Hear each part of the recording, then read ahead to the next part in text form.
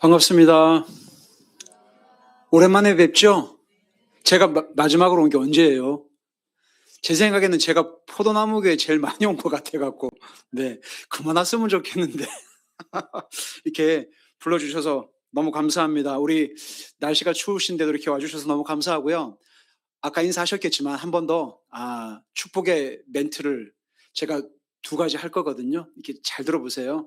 당신은 고물이었습니다라고 먼저 한번 이렇게 인사를 하시겠습니다. 한번 이렇게 좌우로 이렇게 보시면서요. 오늘 말씀하고도 좀 관련이 있으니까 당신은 고물이었습니다.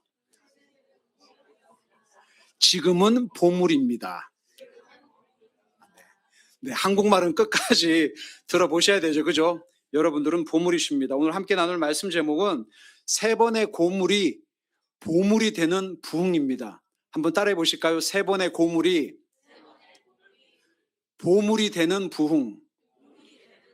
왜냐하면 제 삶의 인생이 저는 고물과도 같은 인생을 살다가 하나님을 만나서 보물과도 같은 삶을 살다 보니 오늘 말씀 제목을 이렇게 잡았는데요. 여러분들이 아마 설교 시간에 많이 들어보셨을 말씀이지만 오늘은 조금 색다르게 한 분 한 분에게 이 말씀이 선포되어지기를 원하는데요. 창세기 25장 한번 보실까요?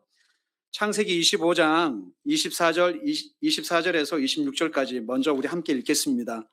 창세기 25장 24절에서 26절 함께 읽겠습니다. 시작. 그 해산 기한이 찬즉 태에 쌍둥이가 있었는데 먼저 나온 자는 붉고 전신이 토록 같아서 이름을 에서라하였고 후에 나온 아우는 손으로 에서의 발꿈치를 잡았으므로 그 이름을 야곱이라 하였으며 리브가가 그들을 낳을 때에 이삭이 60세였더라. 우리 한 절만 더 읽겠습니다. 49장 33절 한 절입니다. 49장 33절 시작.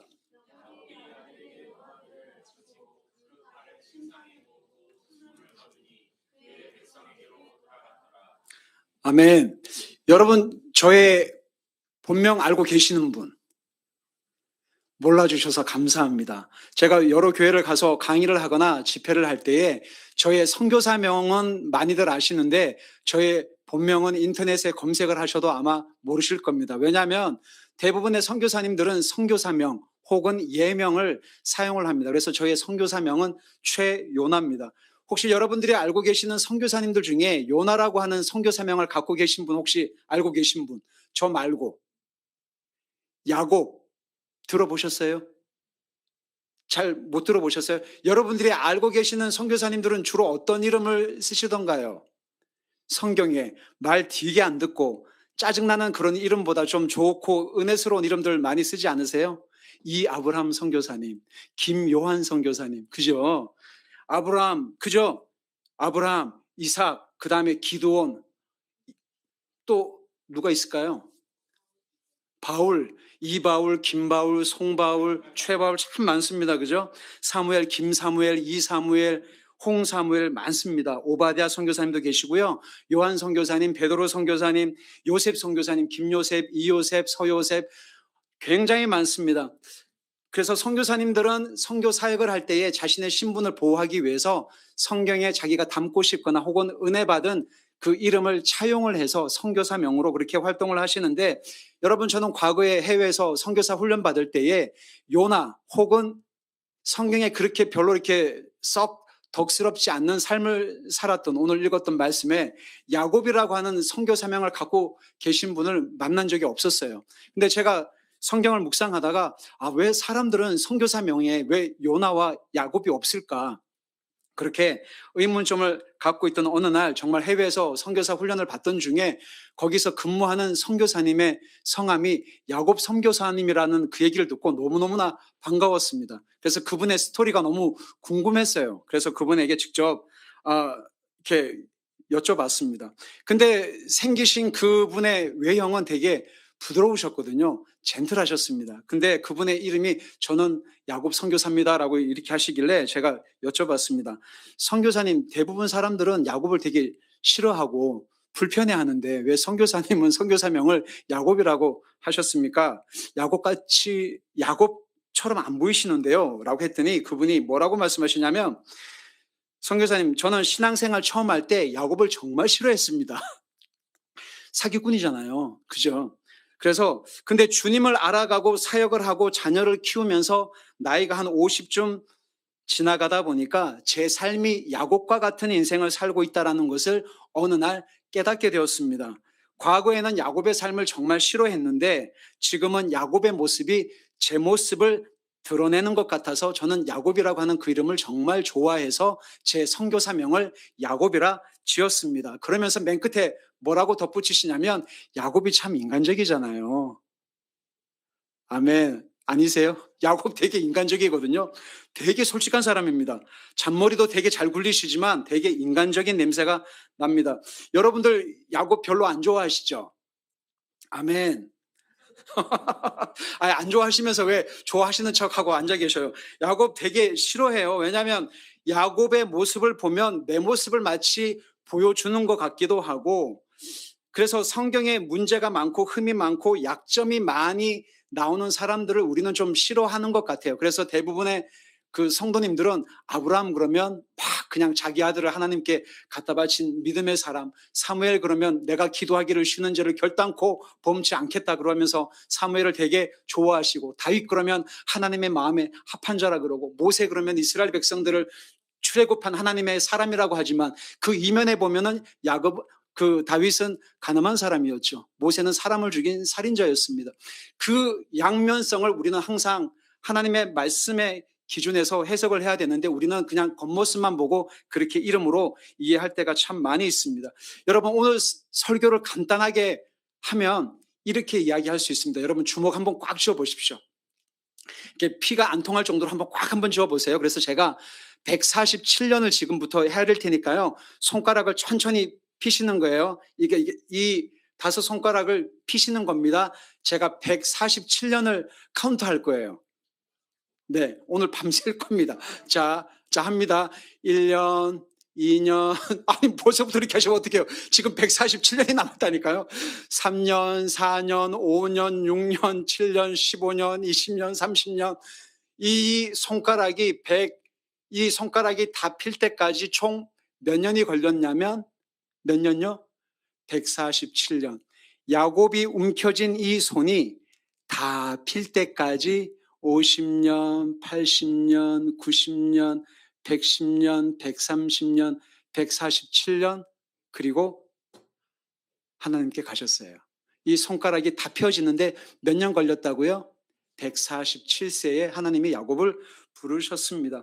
여러분이 알고 계시죠? 이 설교를 아마 많이 들어보셨을 거라고 생각합니다. 야곱이 어떻게 태어났는지 잘 아시죠? 형의 발꿈치를 잡아서, 그래서 야곱을 히브리어로 야콥이라고 합니다. 그래서 빨리 발음하면 야콥이 돼요. 그래서 야곱은 움켜쥐는 자라는 의미는 무슨 의미가 있죠? 갈취하는 자, 훔치는 자, 그리고 내 것만 추구하는 자, 사기꾼, 속이는 자라는 의미가 바로 야곱이죠. 야곱의 외삼촌이 누구죠? 라반. 라반의 뜻은 하얗다. 그래서 그 사람의 속마음을 알 수 없는 사람이 바로 외삼촌 라반입니다. 그 사람의 성품을 성경 히브리어는 그 사람의 이름을 통해서 설명하고 있는 부분이 많기 때문에 이렇게 이해를 할 수가 있죠. 그래서 어머니 뱃속에서 그렇게 네가 낳다 내가 낳다 하면서 그렇게 싸우면서 결국은 출생을 하는데, 여기 집사님 권사님들 계시죠? 야곱의 직업은 뭐였습니까? 에서의 직업은 뭐였죠?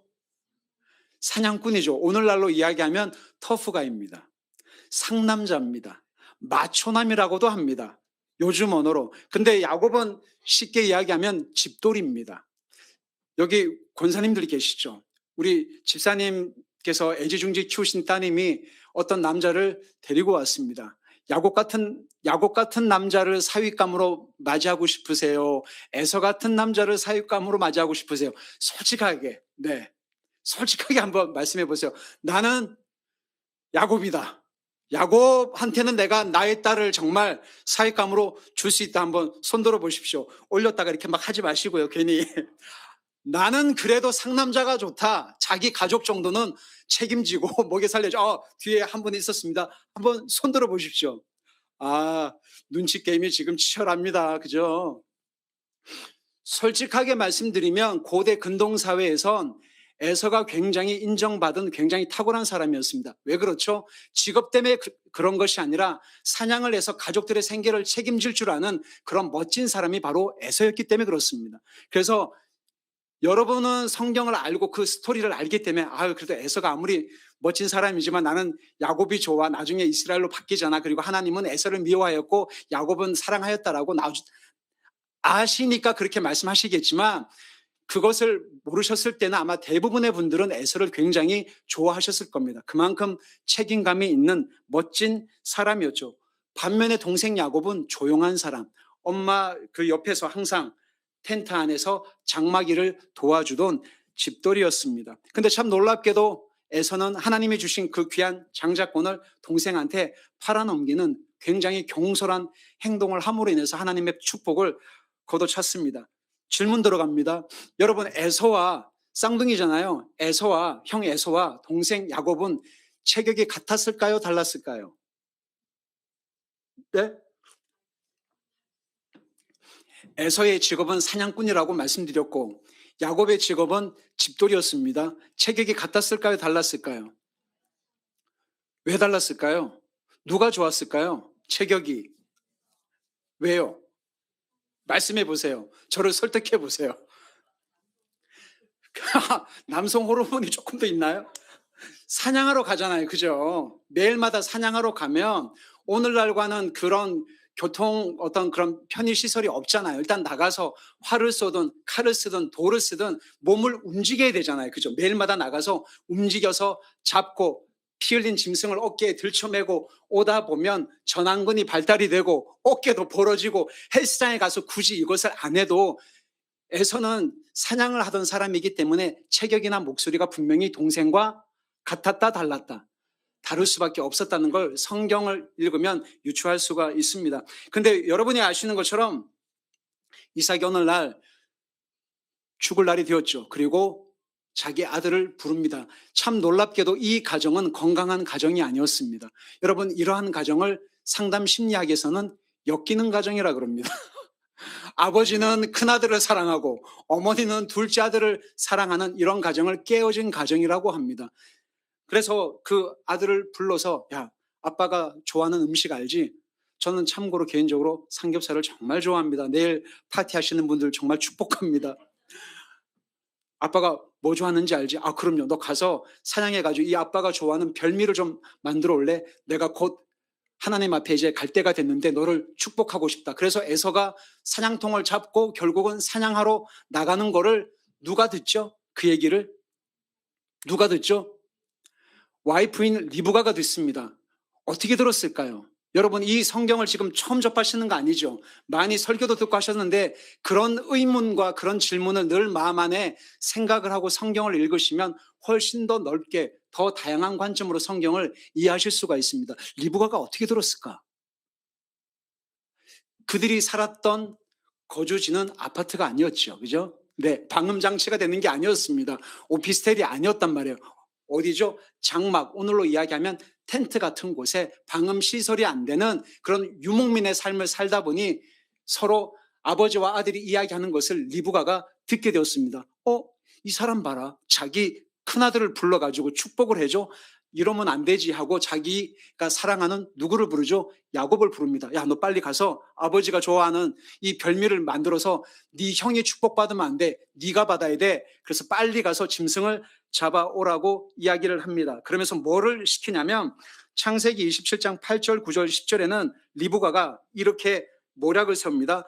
좋은 염소 새끼 2마리를 가지고 올래? 내가 너희 아버지가 좋아하는 별미를 만들게. 그리고 아버지의 축복을 네 형이 받지 말고 너가 받아. 라고 하니까 야곱이 할렐루야, 네 엄마 감사해요. 이랬습니까? 아니면 두려워했습니까? 왜 두려워하죠? 축복받으면 좋잖아요. 왜 두려워했을까요? 그러면서 그 어머니의 그런 제안을 뭐라고 반박을 하냐면 11절 12절에 어머니 정신 차리세요. 형이 에서는 털이 많고 저는 피부가 매끈매끈해요. 두 번째, 아버지가 저를 만질 거예요. 세 번째, 아버지를 속이면 저는 아버지 눈에 속이는 자가 돼서 축복은 고사하고 저주받을까 봐 두렵습니다. 꿈도 꾸지 마세요. 꿈도 꾸지 마세요. 그러면서 어머니를 책망을 합니다. 야곱의 말이 맞아요, 틀려요? 몇 프로 맞아요? 1000% 맞아요.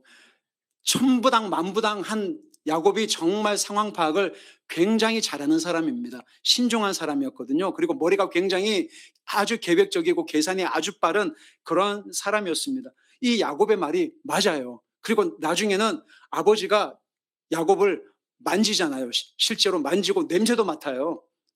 진짜인지 아닌지. 그랬는데 야, 걱정하지 마라. 네가 받을 저주는 이 애미가 받으마. 너는 엄마가 시키는 대로 빨리 저기 가서 염소 새끼 잘 익은 걸로 가지고 와. 그러면서 이삭이 좋아하는 별미를 리브가가 만듭니다. 평생 함께 살았던 자기 남편의 식성을 잘 알까요? 모를까요? 권사님들. 잘 아시죠? 네, 할렐루야. 남자분들 잘 아세요. 식성을 너무 잘 알죠. 어떤 부위를 좋아하는지, 어떤 양념을 좋아하는지, 어떤 소스를 좋아하는지 아내는 너무나 잘 알죠. 그래서 그 요리를 만듭니다. 그리고 너 형이 입었던 에서가 입었던 이 옷을 자기 아들 야곱에게 입히죠. 그리고 죽은 염소 새끼의 시신의 털을 벗겨서 얼굴에 바르죠. 이렇게 바르고 목에도 바르고 손에도 이렇게 합니다. 왜냐하면 야곱은 피부가 매끈매끈했기 때문에, 털이 없었기 때문에 혹시 네 아버지가 너를 만질 수 있으니까 아주 철저하게 계획을 세우고 아버지한테 축복받으러 별미를 갖고 가지고 들어가는데, 오늘의 메시지의 핵심은 여기서부터입니다. 여러분 잘 따라오십시오. 여러분 성경 갖고 계시면 창세기 27장 19절을 한번 보십시오. 27장 19절입니다. 19절 18절부터 한번 읽을까요? 18절부터 읽겠습니다. 시작. 야곱이 아버지에게 나아가서 내 아버지여 하고 부르니 이르되 내가 여기 있노라. 내 아들아 너가 누구냐라고 묻습니다. 왜 물을까요? 앞이 안 보이니까 묻는 겁니다. 어렵지 않습니다. 19절 시작. 야곱이 아버지에게 대답하되 나는 아버지의 맏아들 에서로소이다. 아버지께서 내게 명하신 대로 내가 하였사오니 원하건대 일어나 앉아서 내가 사냥한 고기를 잡수시고 아버지 마음껏 내게 축복하소서. 창세기 27장 19절 말씀인데요. 여러분, 야곱의 첫 번째 거짓말, 여러분이 빨간 펜을 갖고 계시면 여러분 성경책에 19절에다가 야곱이 너 누구냐라고 물으니까 여러분 같으면 그 아버지에게 뭐라고 말씀하시겠어요?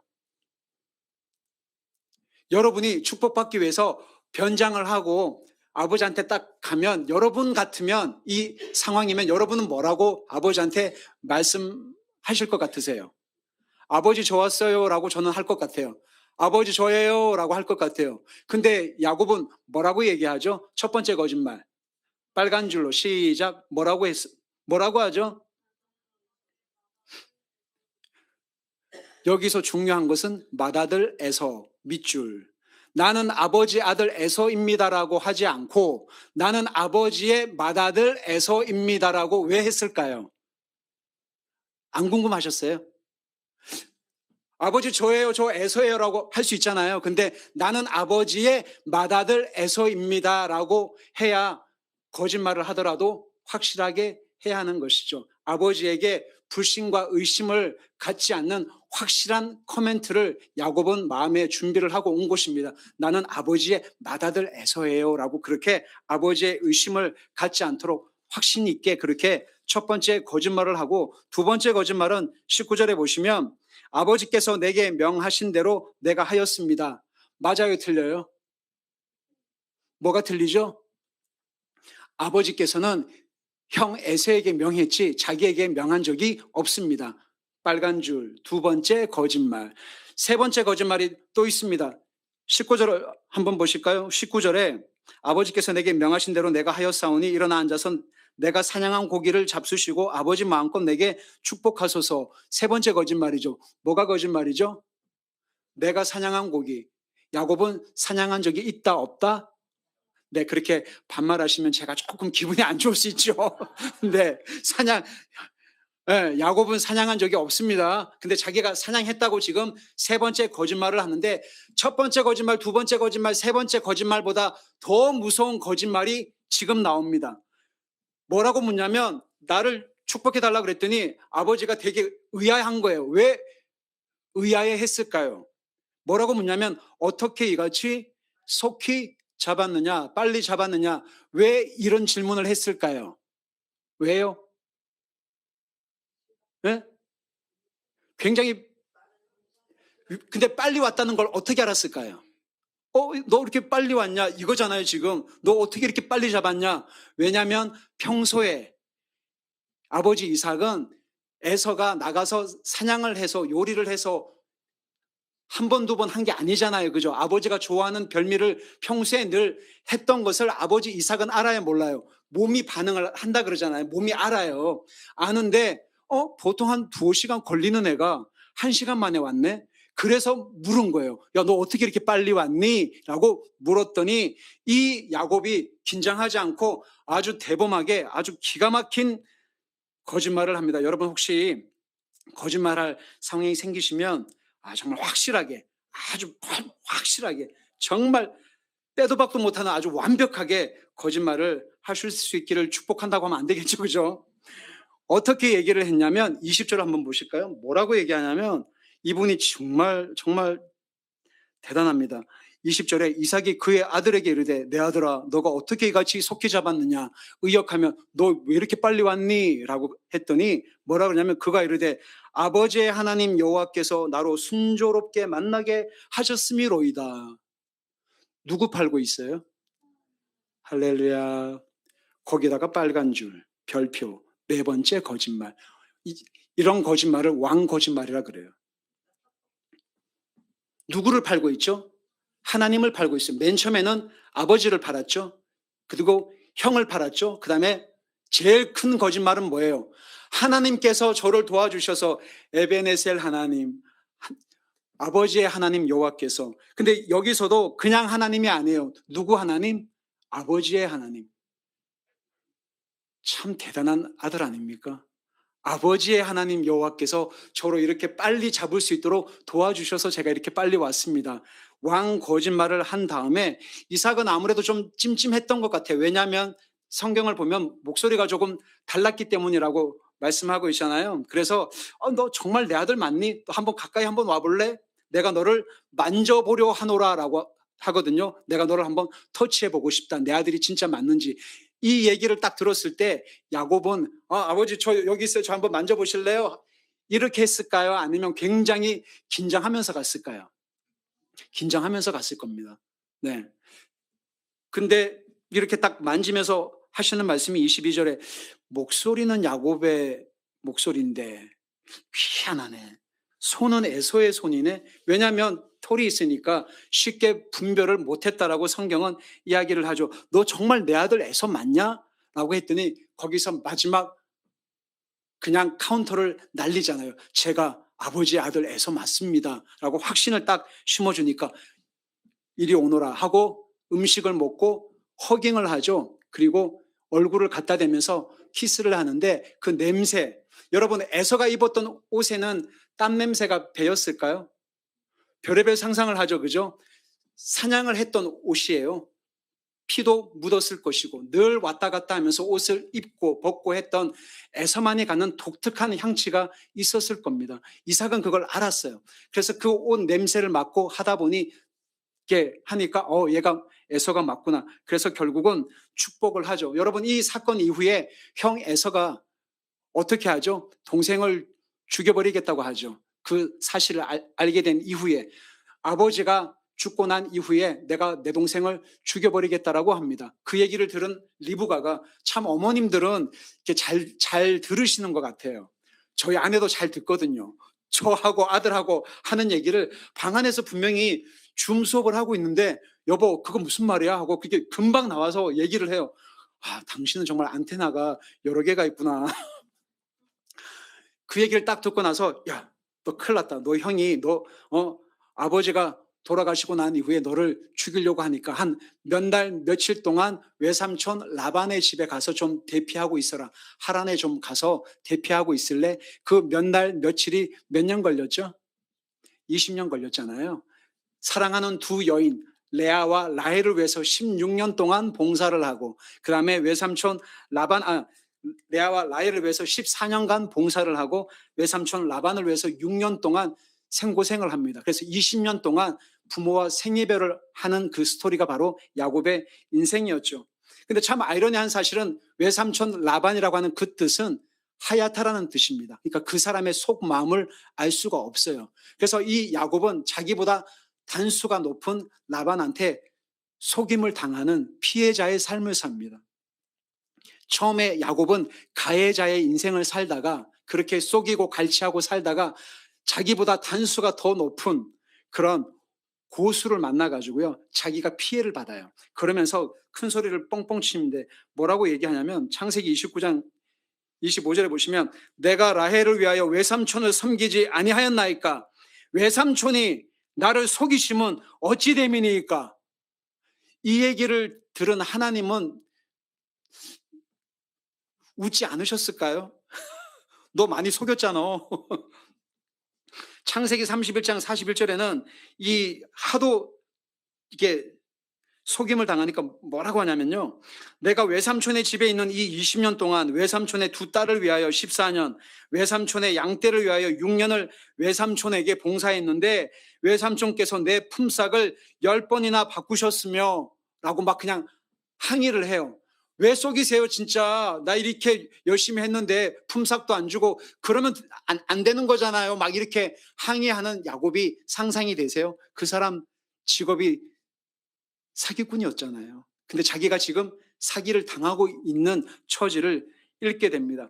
그래서 그는 거기서 그렇게 20년 동안 정말 고생하면서 재물을 모아가지고 집으로 귀환하게 되죠. 4명의 아내가 있죠. 누구죠? 레아, 조금 덜 사랑했던 레아, 정말 많이 사랑했던 라헬, 그 다음에 빌하, 실바라고 하는 4명의 아내와 자녀들을 낳아서 이제 집으로 오는데 정말 여러분들이 잘 아시는 것처럼 창세기 32장에 형 에서가 그 얘기를 듣고 몇 명을 데리고 나오죠? 400명을 데리고 자기 동생이 온다라는 그 얘기를 듣고 마중을 나오게 되는데 여러분 같으면 예물을 보내실까요? 안 보내실까요? 보내시겠죠? 뇌물을 좀 써야 되겠죠. 그죠? 형의 감정이 좀 풀어지려면 그래서 예물을 사이를 두고요. 한 번 보내고 조금 지나고 야곱이 있잖아요. 머리가 굉장히 비상한 사람입니다. 꼼꼼하게 성경을 읽어보시면 와, 이 사람은 진짜 끝까지 하나님을 안 믿고 있네. 그것을 읽게 되세요. 그래서 딱 보내고 요 예물을 받으면 형의 분노가 좀 수그러지겠지? 아니야. 조금 30분 뒤에 자, 한 번 더 보내고 조금 시간 지나고 30분 뒤에 텀을 주고요. 거리를 두고 또 가. 만약에 야 이건 뭐냐 그러면 주의 종 야곱이 형 에서를 위해서 드리는 예물입니다라고 그렇게 얘기해. 알았지? 할 말을 다 알려줘요. 참 치밀하죠? 그러고 난 다음에 이 분이 약복강에서 하나님과 씨름하는데 오늘 여러분들과 함께 히브리어 단어 한 단어만 좀 같이 하고 싶은데 씨름하다가 히브리어로 아바크라고 합니다. 한번 따라해 보실까요? 아바크. 씨름하다인데 이 어근의 뜻이 먼지예요. 먼지나게 몸싸움을 하다라는 뜻이 바로 아바크예요. 그래서 약복강에서 먼지 나도록 몸싸움하면서 뒹굴었다라는 그 뜻이 바로 하나님의 천사와 씨름하다라고 하는 이 아바크의 뜻이 되는데 이 아바크가 나중에 한 번 더 나오게 됩니다. 그러면서 그가 이름이 바꾸게 되잖아요. 야곱에서 뭘로 바뀌어지죠? 이스라엘이라고 하는 새로운 이름을 얻게 되죠. 하나님과 겨루어 이겼다라고 하죠. 하나님과 겨루어 이길 사람 아무도 없습니다. 하나님이 그냥 줘 주신 거지. 근데 여러분 하나님 저 좀 살려주세요. 저 좀 복 주세요라고 하면 여러분이 하나님 같으면 야곱이 지금 가장 두려워하는 게 뭐예요? 네? 재산이에요? 아니에요. 뭘 제일 두려워하죠? 네? 예? 포도나무 깨를 그 말고요. 뭘 제일 무서워하죠? 야곱 평생에 아킬레스건이 뭐예요? 뭘 제일 두려워해? 누구를 제일 두려워해요? 사람 중에. 자기 형 에서잖아요. 아니 성경에 나온다니까요. 내가 내 형 에서를 두려워함은 에서가 와서 나와 내 처자를 죽일까 두려워함입니다. 주여 나 좀 살려주세요. 나 좀 복 주세요. 제 인생에 부흥을 주시옵소서라고 그렇게 기도를 하면, 여러분이 하나님 같으면 여러분은 야곱의 환도뼈를 치시겠어요? 아니면 에서의 환도뼈를 치시겠어요? 그런 상상 안 해보셨어요? 제가 하나님이잖아요. 그리고 여기에 어떤 분이 오셔, 하나님 저 죽게 됐어요. 저 좀 살려주세요. 저 형이 와가지고 나를 죽일 거예요. 저 무서워요. 도와주세요. 그러면 제가 하나님이라면 그날 밤에 죽음의 천사를 누구한테 보내요? 에사한테 보내서 그날 밤에 즉사를 시켰을 것 같아요. 할렐루야. 하나님 감사합니다. 에베네셀의 하나님 찬양합니다. 주님 높임을 받으시옵소서 할 것 같은데, 하나님은 에서를 공격을 안 하고요. 에서를 안 죽이고 누구를 쳐요? 야곱을 친다고요. 그게 이상하지 않냐 이 말입니다. 안 그러세요? 그런 생각 안 해보셨어요? 그죠? 하나님의 방법이 이해가 안 되시잖아요. 왜냐하면 야곱이 정말 두려워했던 건 자기 형 에서였거든요. 근데 살려달라고 했더니 하나님이 에서를 치는 게 아니고 자기를 치더란 말이에요. 자기를, 환도뼈, 허벅지, 이 심줄을 끊어버리면 사람이 걷지를 못합니다. 결국은 뭐냐면, 너 살고 싶니? 그래 알았어. 더 죽어. 못 걸어요. 도망을 갈 수 있을까요? 없을까요? 못 가요. 죽었어요. 여기 앞에 서가지고 하나님 저 좀 살려주세요. 살려주세요. 형이 와요. 도와주세요. 형을 죽여주세요라고 할 수 있는데, 하나님이 형을 안 죽이고 그래? 그러면서 허벅지에 관절을 끊어버리니까 이 사람이 잘 걷지도 못하고 기어다니면서 도망도 못 가고 말 그대로 절벽 아래로 하나님이 그냥 밀어 넣으시더라는 겁니다. 하나님의 방법이 내가 생각했던 방법과는 전혀 다른 방법으로 일을 하시더라는 거죠. 그러니까 근데 참 놀랍게도 야곱은 그 상황에서도 잔머리를 써요, 안 써요? 어떻게 쓰죠? 정말 대단하신 분입니다. 정말 천국에 가면 꼭 한번 뵙고 싶어요. 어떻게 생기셨는지. 얼마나 잔머리가 참 대단하신지. 어떻게 쓰냐면, 그렇게 환도뼈가 끊어졌는데도 어떻게 그 상황에서 내가 사랑하는 라헬과 요셉을 어디에 세우죠? 맨 뒤에. 자기가 가장 덜 사랑한 종과 그의 자식들은 맨 앞에, 그 다음에 두 번째 와이프와 그 다음에 종의 자식들은 두 번째, 그 다음 세 번째는 누구요? 레아와 그의 자식들. 저 성경에 있는 거 얘기합니다. 그렇게 빤히 저 얼굴 쳐다보시면 저 무슨 얘기하는 거지? 성경에 나와요. 그 다음 맨 뒤에 누구요? 라헬과 요셉을 맨 뒤에 둬요. 여러분 그거 읽으시면서 그런 생각을 해보셔야 됩니다. 와, 야곱 진짜 독하다. 끝까지 가는구나. 자기의 이거를, 여러분 이거 피는데 147년이 걸린 거예요. 이걸 안 놓아요. 몇 개는 놓아요, 이렇게. 근데 끝까지 안 놓아요. 그 상황에서도 환도뼈가 어그러졌는데도 안 놓는다니까요. 라헬과 왜 안 낳았을까요? 라헬은 자기가 너무나 사랑했던 아내고, 형이 혹시 치면은 시간이 벌리니까, 그죠? 시간차 공격이 있을 거 아니에요. 첫 번째 와이프 죽고 애들 죽고 두 번째 죽고 세 번째 죽으면 라헬과 요셉은 도망갈 시간을 벌기 위해서 맨 뒤에 뒀어요. 그 정도예요. 야곱은 그런 사람이었습니다. 그러면서 결국은 참 놀랍게도 이 아바크가 씨름하다잖아요. 그래서 결국은 가서 이 환도뼈가 어그러진 상태에서 형을 만나고 절을 몇 번 하냐면, 몇 번 하죠? 성경에는 7번을 해요. 여러분 이 7번 절 하는데 몇 분 걸렸을까요? 저 참 되게 이상하죠. 막 이상한 질문하죠. 몇 분 걸렸지? 왜냐하면 저희들이 설날 때 이렇게 세배 인사하시잖아요. 금방 하시잖아요. 그래서 제가 이거 한번 해봤어요. 실제로. 허리에 이게 환도뼈가 어긋난 상태에서 이렇게 막 엎어져가지고 이거 하는데 1분 넘게 걸리더라고요. 한 번 하는데. 시간 많이 걸려요. 근데 이거를 7번 합니다. 그리고 나서 형 에서가 자기 동생의 그런 모습을 봤는지 성령께서 감동을 했는지 설명은 없으나 달려와서 뭘 하죠? 어긋맞아요. 이것을 히브리어 성경에서는 하바크라고 합니다. 하바크가 껴안다, 포옹하다 이 뜻입니다. 아까 전에 씨름하다, 뒹굴다, 먼지나게 씨름하다가 뭐라고요? 아바크. 근데 포옹하다, 껴안다, 뭐라고요? 하바크. 의미가 비슷하죠. 할렐루야. 이것을 워드플레이라고 얘기해요. 아바크였던 야곱의 그 삶을 하나님이 어떻게 바꾸시죠? 하바크로 바꿔요. 어떤 방법으로? 하나님의 방법으로. 야곱의 방법이 아니었어요. 그리고 야곱을 치시죠. 근데 그럼에도 불구하고 그렇게 형과 뜨거운 해우를 했는데 형을 따라가요? 안 따라가요? 안 따라갑니다. 너무 독해. 야곱 형님의 삶을 보면 너무 끝까지 가는 것 같아요. 안 따라가요.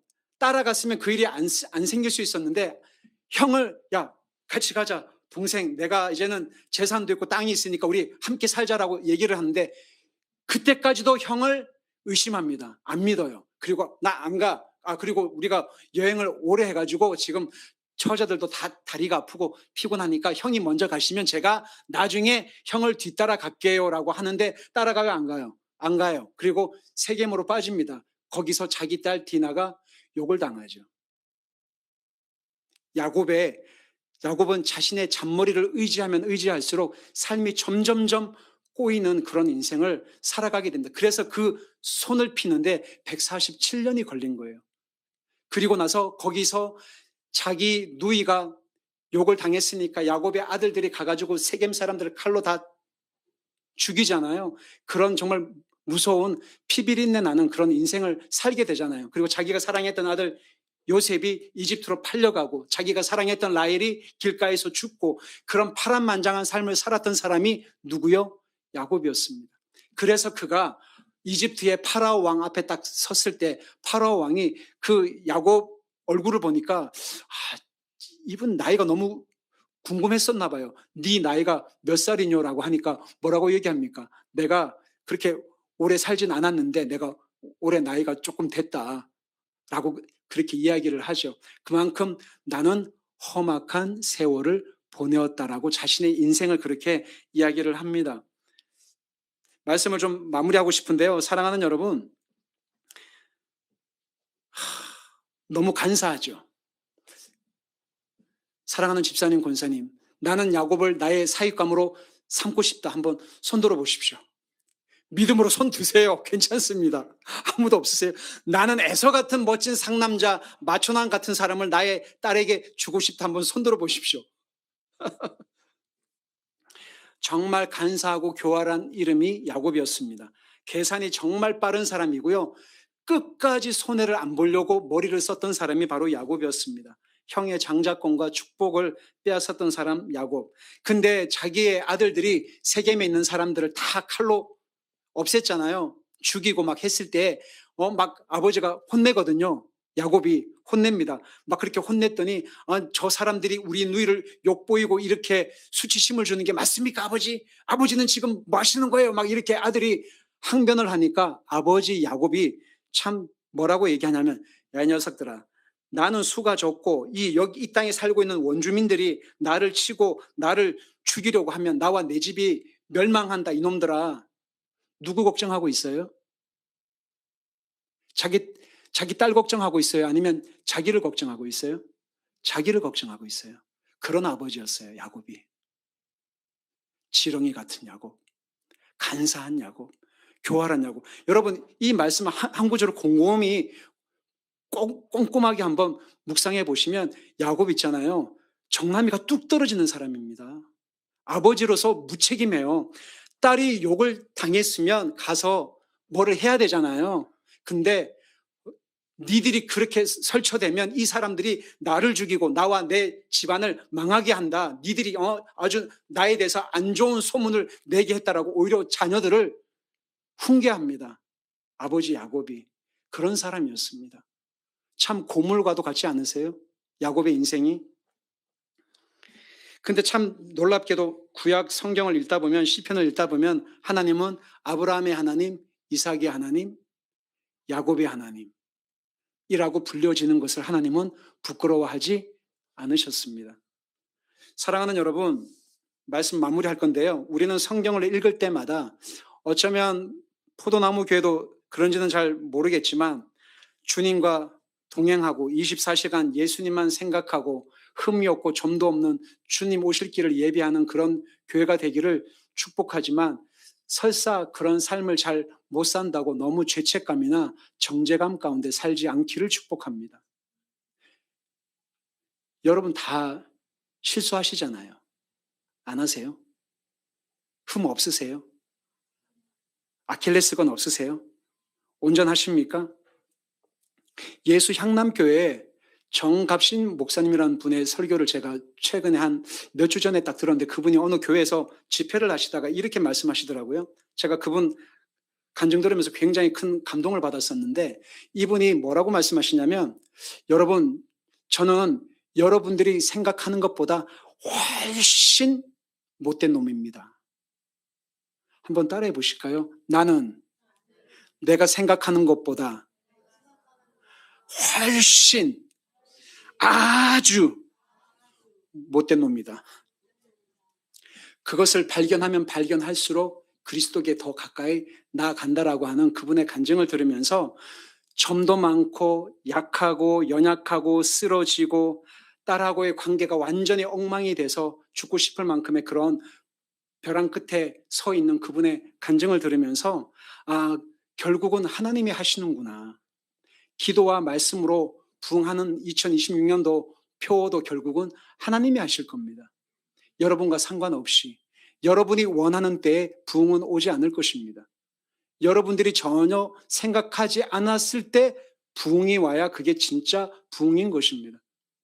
여러분들이 원하는 스타일, 컨퍼런스 집회, 사람들 모아가지고 실내 체육관에서 부응 집회 한다고 해서 그게 부응이 되는 것이 아니에요.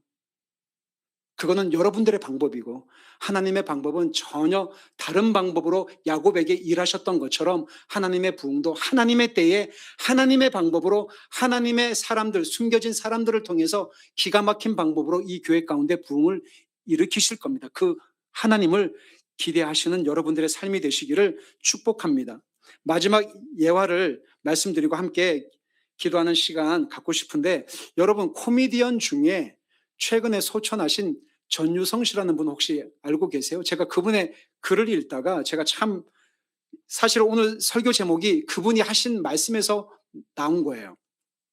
이분이 이제 대학교에서 이렇게 코미디도 가르치시고 개그맨이라고 하는 용어를 처음 사용하신 분이라고 하시더라고요. 제가 어릴 때 이제 뭐 개그 콘서트도 보고 막 이렇게 할 때 웃으면 보기 와 같은 걸 이렇게 볼 때 이분이 나와서 이렇게 개그 하는 거를 보면 아, 이분의 개그는 참 독특하다. 창의적이다. 철학이 있다. 뭔가 삶의 의미가 있다라는 것을 제가 가끔씩 느꼈는데 이분이 자기 후배 코미디언 중에 김신영 씨라는 분이 있으셨나 봐요. 그러니까 이분이 가셔서 막 이렇게 간병을 했다고 하는데 과거에 이 김신영이라고 하는 코미디언 후배가 공황장애와 다이어트로 인해 가지고 자신의 삶이 이제는 인지도도 없고 돈벌이도 다 떨어지고 사람들도 알아주지 않는 인생의 끝자락이 왔다고 아마 느껴갖고 자기 선배이자 교수님인 이분한테 가서 상담을 했다고 그래요. 교수님, 저 이제 한물 갔어요 라고 했대요.